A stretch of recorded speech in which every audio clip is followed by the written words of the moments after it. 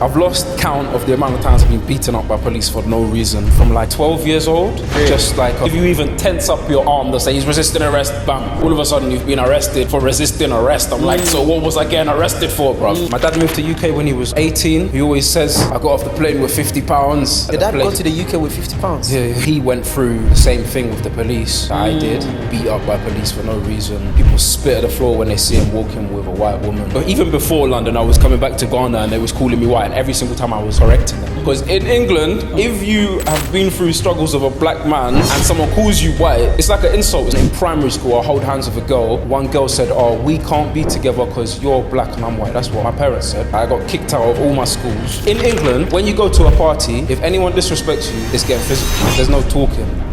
Bang. The first day I met him, we recorded a banger. He was like, we're gonna shoot the music video for this on the weekend. Got to a party on the weekend, got stabbed to death in that party. Wow. That was another thing that made me like so sick of London, bro. If you get really popular, you get a lot of attention and you're talking the activist thing, bro, you're just trying to get assassinated, isn't it? You're just trying to get killed. Allow me, let me do my music, let me make the girls dance. Look how happy we are in Ghana. There's 100 times more problem than UK, but there's 100 times more happy. We have community. Someone was in the comments talking about, why do you want to come to England then? I'm like, the only reason they want to come to England is because you've taken everything from Africa apart from happiness.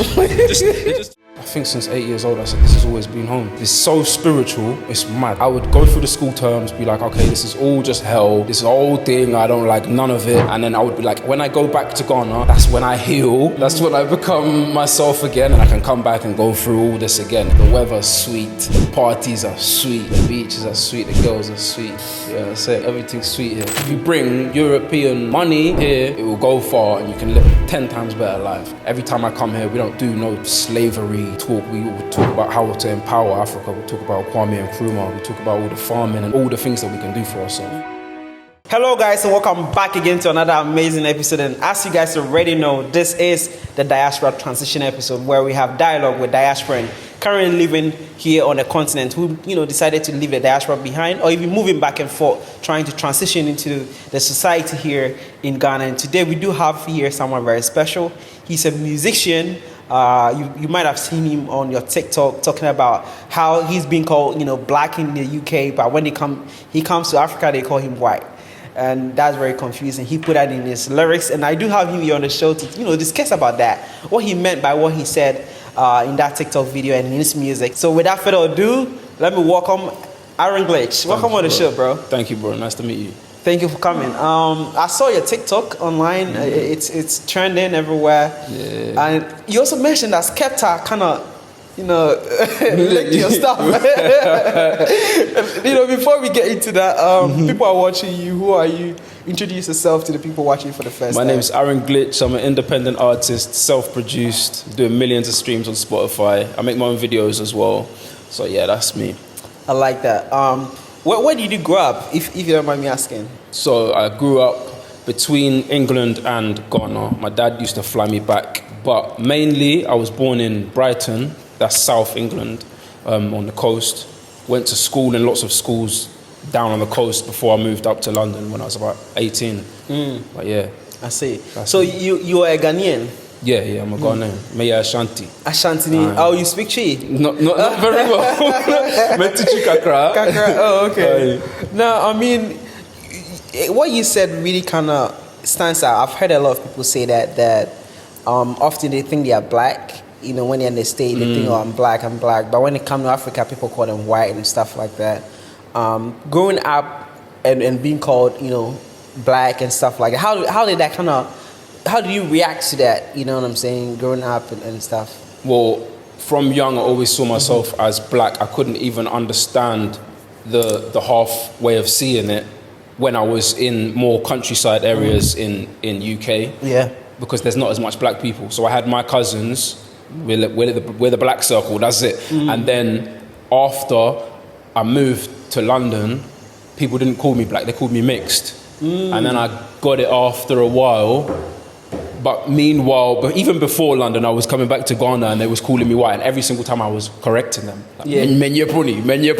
And then I learned how to say Kwasia, and I used to say Menye Proni Kwasia. And every single time we used to have beef about, you can't say Kwasia. I say, you can't say Proni. And after a while, I started to understand it's not a disrespect. Because in England, not to be there's nothing wrong with being white, but if you have been through struggles of a black man and someone calls you white, it's like an insult. It's like, oh, so you ain't been through what we've been through. So when I used to come back and have to deal with it, yeah, I just had to correct everyone. You have to understand that my dad is Ghanaian. Menye Boni, my papa Ghani ni, Meya Bibini. But, yeah. And where we are currently filming is called Gendu Place. It's a co-working space located in East Legon. If you want somewhere to work, nice, ambience. They have nice food here, restaurant outside. So while working, you don't even need to go outside to buy food. You can just get food right here. So check it out. When you get here, tell them you're coming from Webnation Africa. And you might get a discount. It's a difficult transition between, but I'd rather be dealing with it over here than dealing with what I dealt with over there. Why not over there? What's in the UK? I've lost count of the amount of times I've been beaten up by police for no reason from like I think 12 years old. Really? Just like on the street, they'll talk to you and they'll say you're being cheeky or something if you don't act completely submissive and soft or something. I don't know. I don't understand what it is, but they'll just get their hand on you. And if you even tense up your arm, they'll say, he's resisting arrest, bam. All of a sudden, you've been arrested for resisting arrest. I'm like, so what was I getting arrested for, bruv? It's mad. And they drag you around the floor. It happened countless amount of times to me. I mean, you grew up with your mom or dad? Both. But they split when I was 3, or even 2. And then my mum moved back to an even more white area than I was in. Oh, okay. When I was in Brighton, and I moved into a completely white area. I see. And in my school, there was like me and maybe one other black kid in a different year. That's how I've like 800 kids. Wow. And that black kid was moving weird. I'm like, yeah, you ain't African, bro. You've been. Really? I don't know what. What was he doing? I don't know, bro. I don't know how to explain it. Like they just move like they don't. I don't want to say nothing politically incorrect, innit? Yeah. I mean, your upbringing, your accent, normally it sounds like what we call a roadman accent. It's just a UK accent, UK black accent, really. The whole roadman thing in England is a problem as well, man. Really? Anyone that's in the community talking to each other every day, you're going to get, I don't know, that way of talking, innit? But it's not a road, it's just But I mean, I like it though. It sounds really good. But let's speak to me about police. I think you went live one day when some police knocked down your. Talk to me about that. So when I moved to South, so it's basically a South London problem with the police and just the quality of life in South for black people. When I was in Brighton, we still got in a lot of trouble, but not as much as in South. So when I was running my studio there, there was a lot of dealers around. There's a lot of crime. There's a lot of people getting in a lot of trouble, and people were in and out of my house. And I don't want to incriminate anyone, but most of the people that can afford studio in London are dealers, innit? Yeah. So one day, my door got kicked off by the police. I'm thinking, what do they think this is the stash house or something? This is just where everyone comes to record. There's nothing in my house. So I went viral that day. I put them on live. I was like, I'm gonna act wild, innit? Yeah. Hang the phone out of my window and went, I'm getting dragged out of my house right now by the police. They was grabbing the back of me. They was punching me in my back, grabbing my throat. By the time I got back from the cells, I looked at my whole body. There was cuts all over my body. Beat me up in my bedroom. And I was naked as well. I didn't even have time to put my clothes on before they... Wow. Yeah, it was a messed up day, And just you being like in your studio. And just you being in your studio.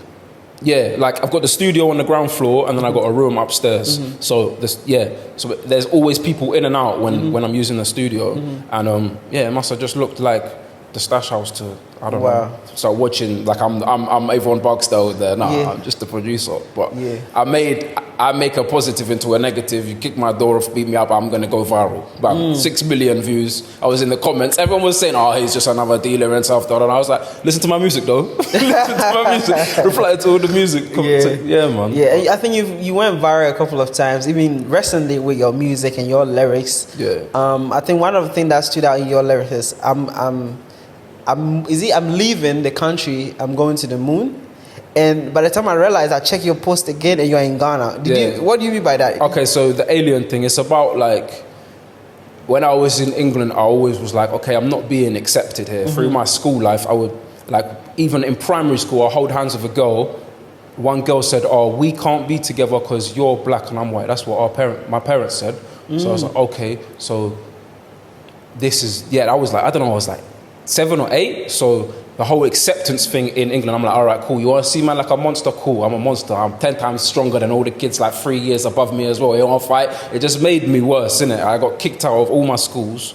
Wow. I don't want to go into too much detail, but the acceptance problem that I had in England, I was like, okay, it's just going to be resolved when I go to Ghana, because the only reason they're treating me different in England is because I'm Ghanaian. So let's go back to Ghana for them to say I'm Ronnie, bro. But it's more accepting of who I am, because eventually, once they get to know me, like, oh yeah, you're Ghanaian, you're one of us. Yeah. And I didn't have as much problems with acceptance and that as in England. But at the same time, when people will make fun of me maybe because of my accent and stuff, it would trigger me more because of my PTSD from all the England problems. When I understand, it's now not you that understand. here. But how did you react to it in the beginning, though?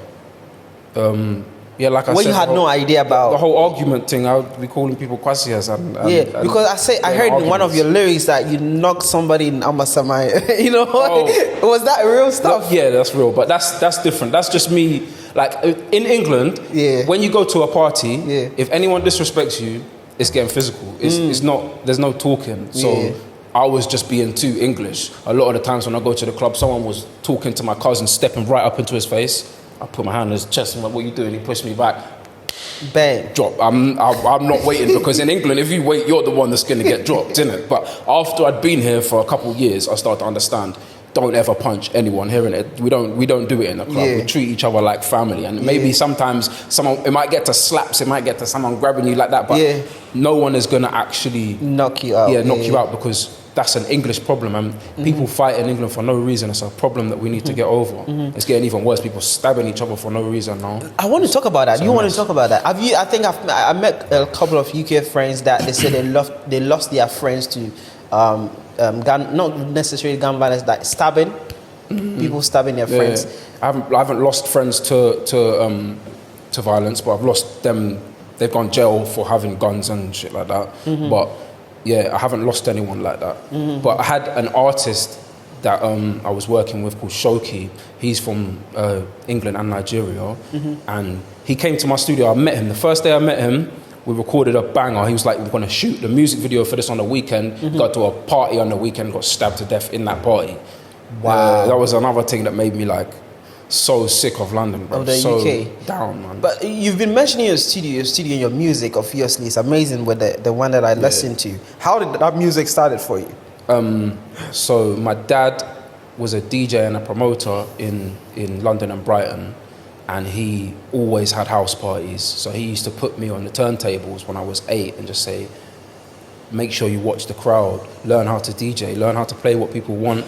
And then I just got good. I got really good at DJing from like 8 until like 13. I think I started DJing at the local house parties. Anyone that had a house party, that was like, yo, we want him to DJ. So I built myself up as a DJ. But meanwhile, when you're listening to so much music, you just start rapping in your head, innit? You just start getting ideas for your own song. And then my mum, she was she could play really good piano. So I always had a piano in my house. And that's what got me into understanding like music side of things, like making beats and that. Then she got me a computer and like some music software, and I just got obsessed with music. Yeah, my mum fully got me into it, and I was just obsessed with that. And then when I'm DJing at my dad's house, I'm going to my mum's house, I'm making beats on the computer.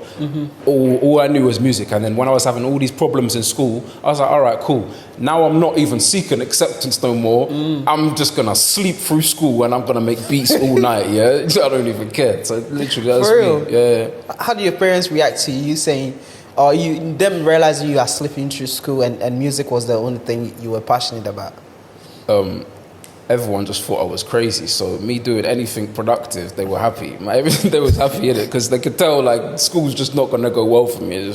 I got put on a part-time table at the end. They was like, cool, forget coming in for anything you don't want to come in. Just come in, do maths, English. You like drama and music, do them, and then get out, man. Because stop fighting for no reason. Stop getting in trouble. Yeah, man. Was it the academics you were struggling with, or just like dealing with people as a whole in school? Like, if you don't mind getting into it. I don't know, man. I don't know.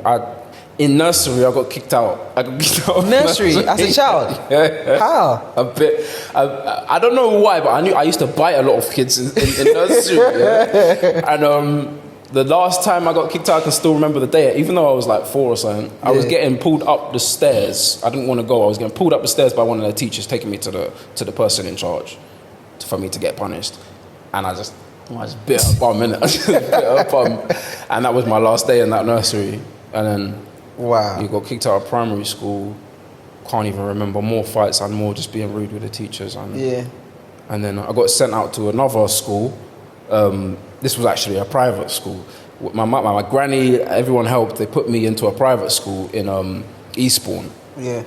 And I liked that for a while until they started to see, oh, he's not really one of us. He's not really like, they would all boast about, oh, my dad owns this, my dad owns that, my dad, da-da. I was like, bruv, my dad ain't got a lot. I can make my own money. Yeah? Anyone want any weed? You know what I'm saying? It's just a mess, bruv. And so eventually I just got outcasted into the bad guy in that school when I got kicked out for my last day. I think I took a cricket bat out of the sports office and tried to swing that at someone. That was my last day there. Yeah, let's talk about it. You did the DJ thing for like how long? For like... from like 8 until... I started DJing in the clubs at like 18, 19, 20 as well. Yeah. But yeah, I'd done DJing from like 8 fully until 14, and then I was like, this is boring. It's actually boring. Making music is 10 times more fun. Yeah, and I started like picking up the mic. I had friends that used to rap. We used to just all like rap on grime beats and that. Go to youth centers, rap on grime beats. And then I was making beats like that. So I had a little camera, started shooting little grime videos on the street, and then I just leveled it up and up and up and up and up. What year would you say you took it seriously, fully, to be like, okay, now my music is on iTunes, Spotify, and stuff like that? 2021. 2021. Yeah, before that I was a producer. I was still doing decent things here and there. I worked with a lot of big artists in UK. I was on like Radio 1. I got on some of the biggest channels and that with my beats. Yeah. But when I actually take my own music serious, my own brand, I was like, cool, I'm not even going to be a producer no more because I know I can do it all myself. Innit? So I make my own beats. I like that. Sing, rap. And I like that. Yeah, man. I mean, even though your parents were bringing you back and forth to Ghana, when did it really dawn on you? Was it the rest thing to come to Ghana fully? Since 8 years old, I said, this has always been home. I would go, it's so spiritual, it's mad. Like, I would go through the school terms, be like, okay, this is all just hell, this whole thing, I don't like none of it, I did have a couple friends, but I don't like this whole thing. And then I would be like, when I go back to Ghana, that's when I heal, that's when I become myself again, and I feel okay, and then I can come back and go through all this again in England, because it's so What is difficult. it about Ghana?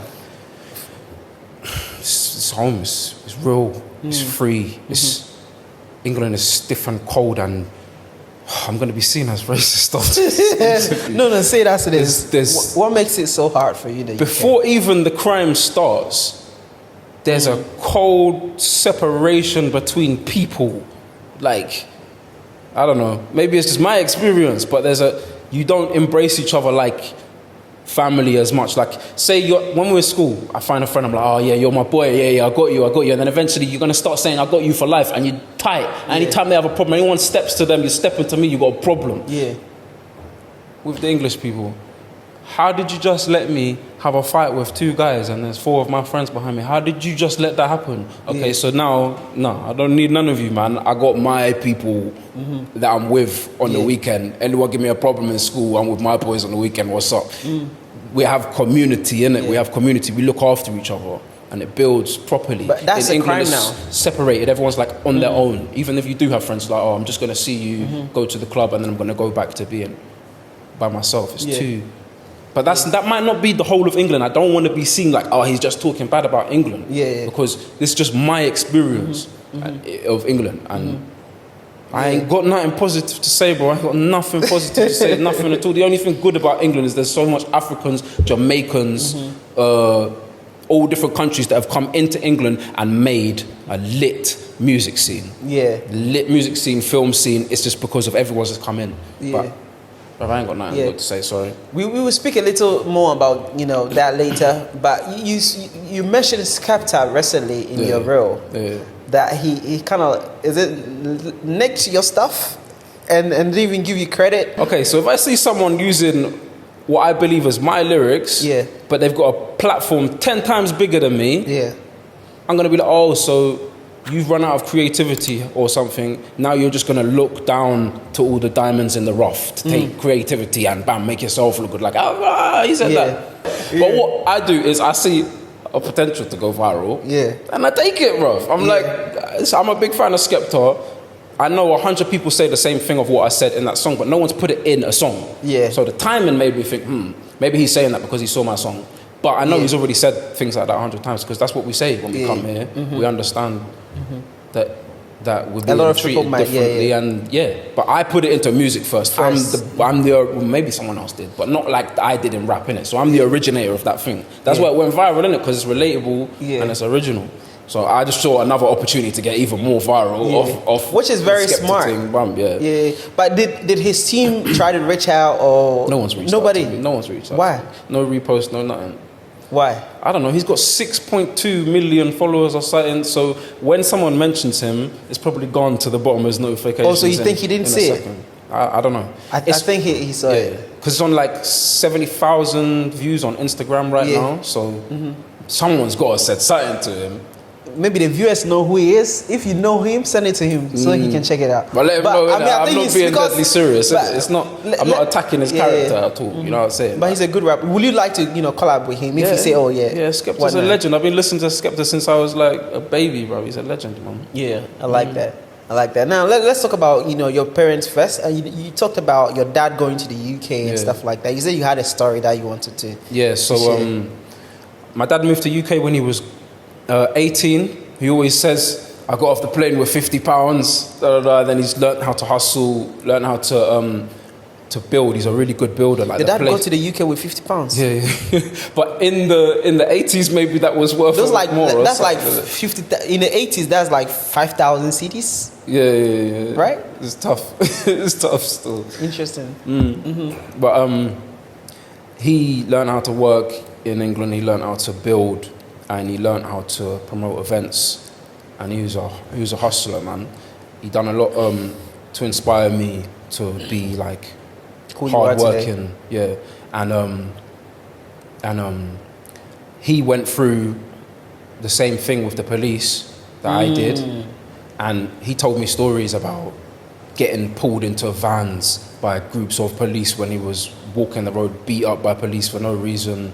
People spit at the floor when they see him walking with a white woman, all that stuff. So even before my own experiences, maybe his stories made me worse on my perspective on England. And then he put me on Roots. Roots. What do you mean by that? Roots, the film / documentary type of thing about the slave trade. Oh yeah. It's like 6 hours long. Yeah, I was like, I don't know, 6 years old or 8 years old. He put me through Roots. Yeah, I think I watched that like twice over to understand this is what happened. Okay, yeah, you brought from here. Obviously, we're actual Africans that lived here, so we didn't get put through the slave trade, but all the Caribbeans around us, the African Americans, some people got brought to England, but we haven't been through slavery, but we've still been through colonization and a lot of mistreatment. So when I consumed all of that, send me into school after I've watched that and I'm the only black kid, it's just gonna make me worse. It's just make me hate everyone.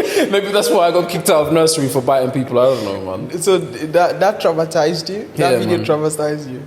Yeah, man, definitely. Like just the state of the world and our history traumatized me, and then I'll be watching films about Malcolm X and films about Martin Luther King, making me even more like, how do you explain it? Rebellious. Have you been to Cape Coast Castle? Yeah, I went there. How did you feel? A long time ago. I can't even remember when I went. Oh, for real? Yeah, so long ago. I went there when I was 8, innit? And then after that, every time I come here, we don't do no slavery talk. We will talk about how to empower Africa. We talk about Kwame Nkrumah. We talk about all the farming and all the things that we can do for ourselves. There's no use for us talking about that anymore. So even I've got a daughter, and I haven't even told her about slave trade yet because I don't want her to go to school. You think that's something to our ego and our what do you think that history does to us when we kind of keep digging into it? it can separate you from white people when 2024 white people ain't enslaving no one. They might be benefiting from all the problems from before, but they ain't enslaving no one. So if you have a problem with them because of the past, they're going to be like, okay, well, fuck you too then, innit? Because that wasn't my fault, and then you're just causing a divide. So I don't know how to get past it, but I don't think... You do need to learn where you come from, but I don't think that it's benefiting kids the way you think it is. It can empower them, but it can also...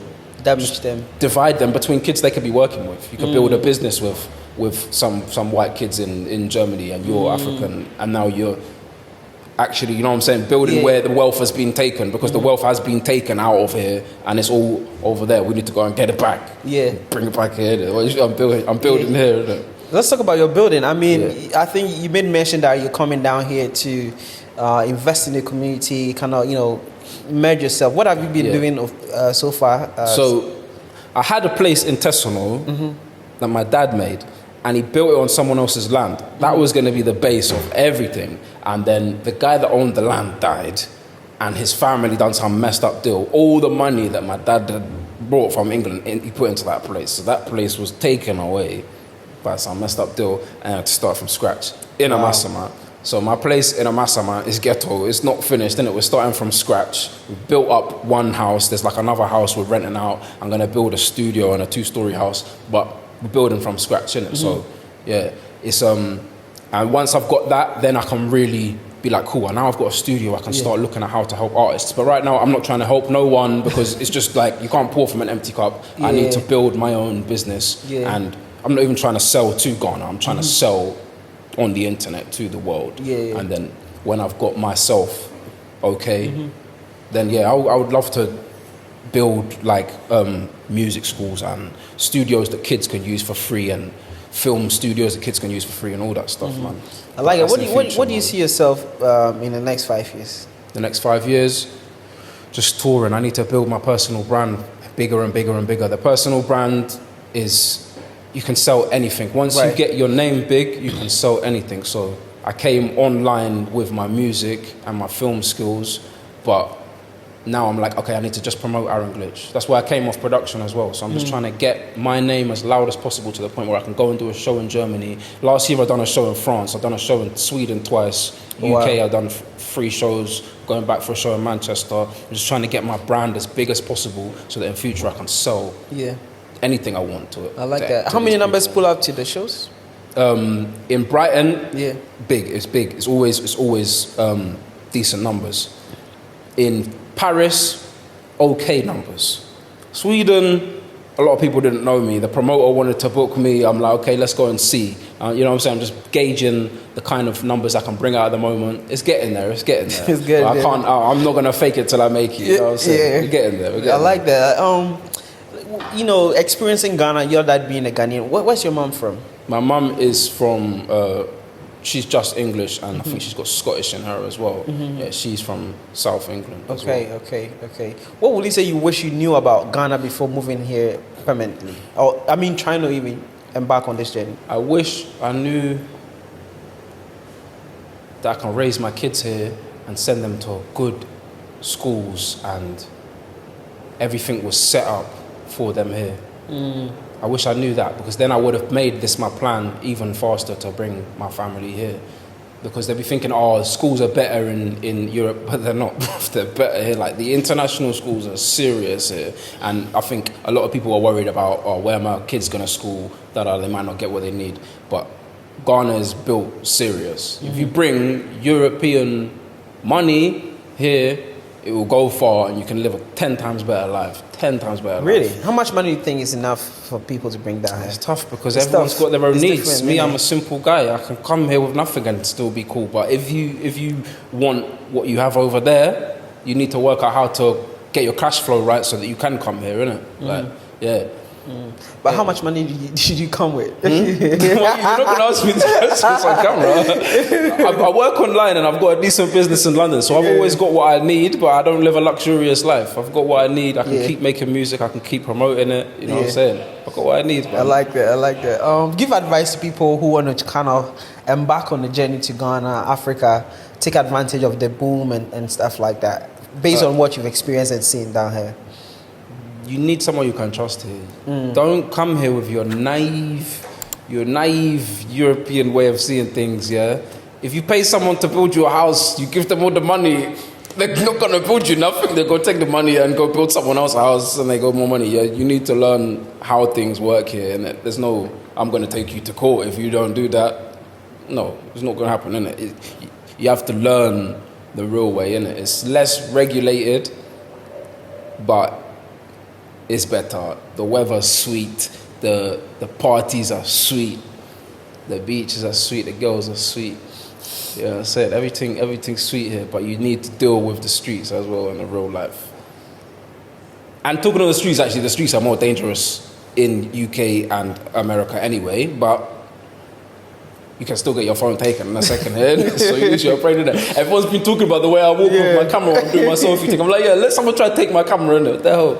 I'm not worried about that. It will not happen. It won't happen, no, because I'm aware. If a bike goes past, I'm switch my camera. If there's better people, I'm gonna put my phone in my pocket. I'm too smart. My dad, when first time my dad started taking me out like to the market and a crowd when I was like 8, he was like, hold your pockets. He said, hold your pockets, don't take your pocket. I scratched my head. He was like, put your hand on your pocket. I'm like, all right, Dad, man. After a while, I was like, cool. I'm going to come out in swimming shorts. I'm going to put all my stuff in my swimming shorts. So I got the trousers over the top. I don't have to hold my pockets anymore. And then after a while, I realized, okay, it's not that extreme. Just be aware of your environment and you're fine, man. Yeah, I like that. It's exaggerated, but it's good that it's exaggerated. Because I got a friend that her phone got swiped out of her bag when she was in garage. Really? In Dirty December.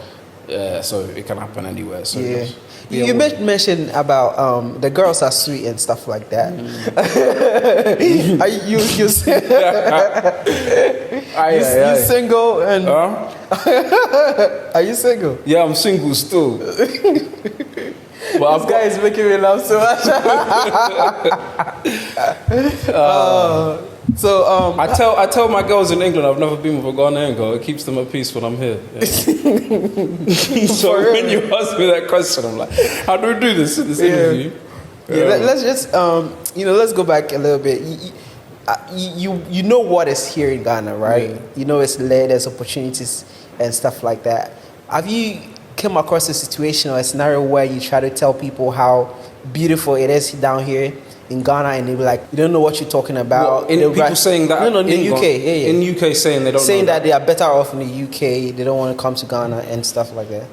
No one's really disrespected Ghana to my face, but the other day when I made a post about, because there was a post made recently saying England's the second most depressed place in the world or something, most miserable place in the world, and I was like, let me post my walk to the main road with everyone saying, everyone like nice happy community. I was like,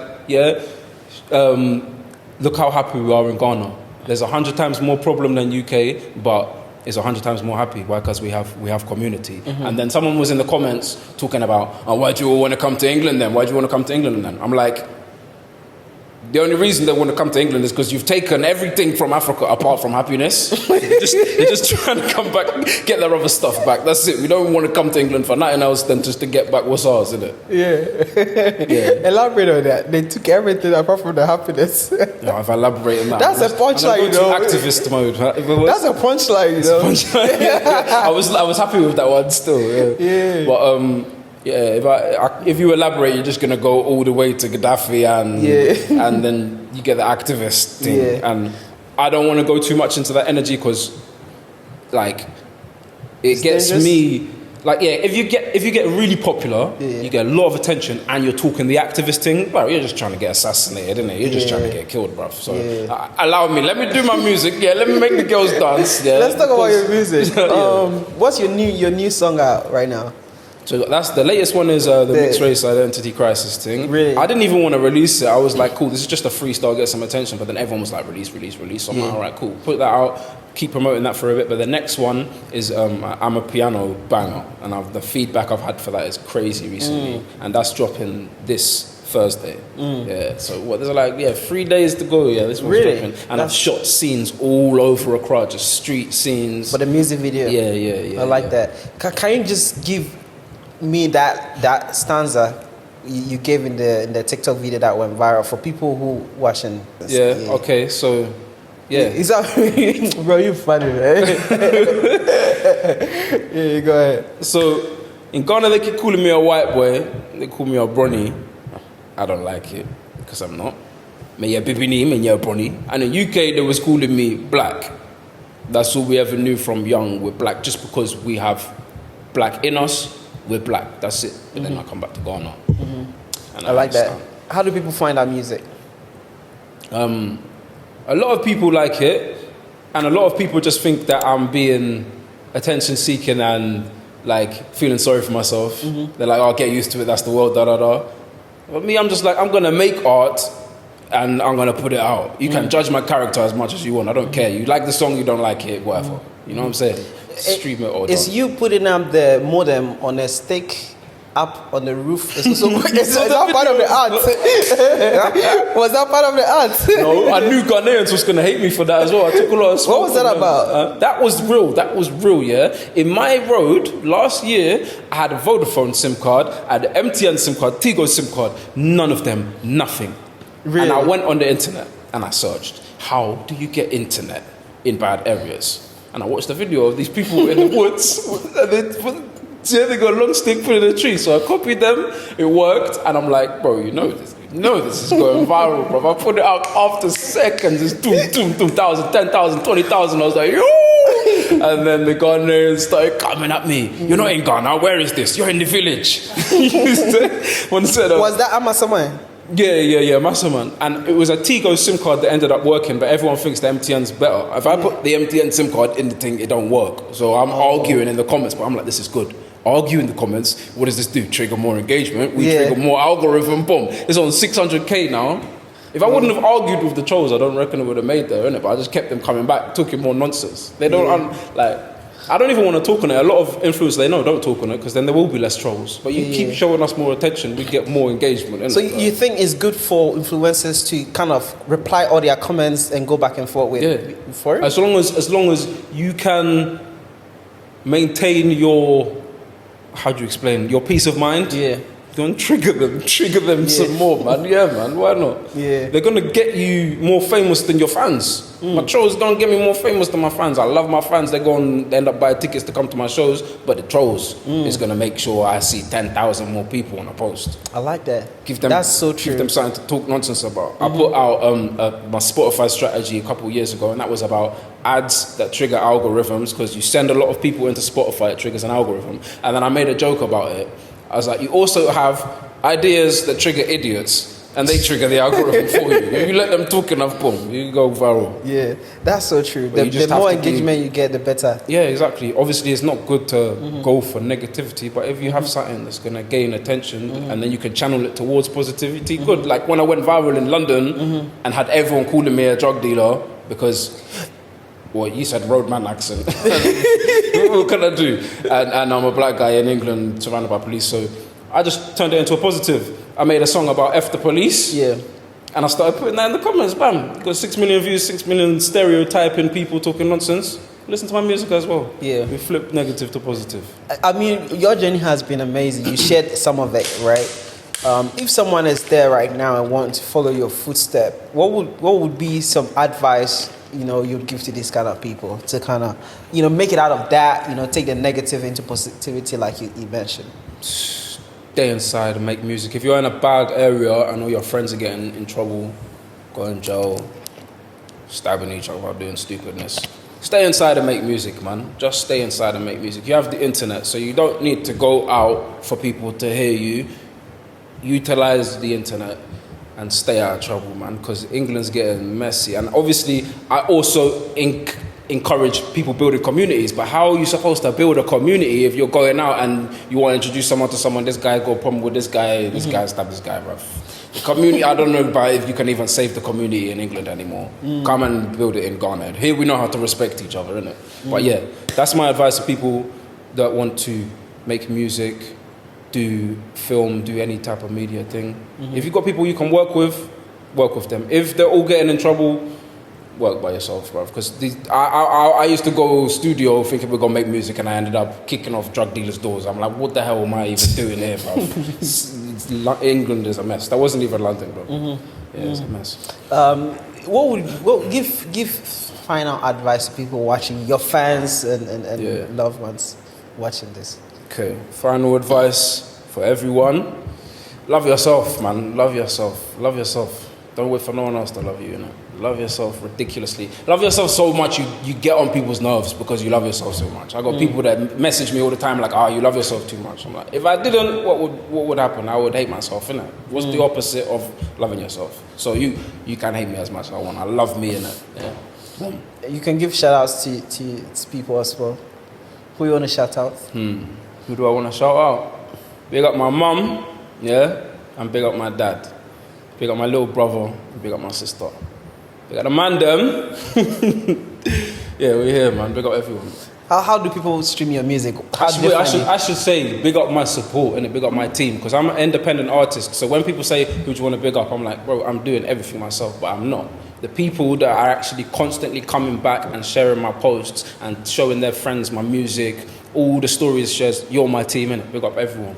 Just sharing and supporting. I like that. Yeah, my support, my clique. The music name is, how do they find on Spotify? What name? Aaron Glitch. Aaron space Glitch. Aaron Glitch. I'll put it in the description. I like that. Now, guys, if you're watching this for the first time, YouTube said 80% of you watching haven't subscribed, even though you like the episode. So I need you to subscribe and like, share, and share. Keep the engagement going. Share to friends and family, so they can enjoy this episode as well. Thank you so much for coming. It's been a good conversation. I appreciate it. Respect. All right, for sure.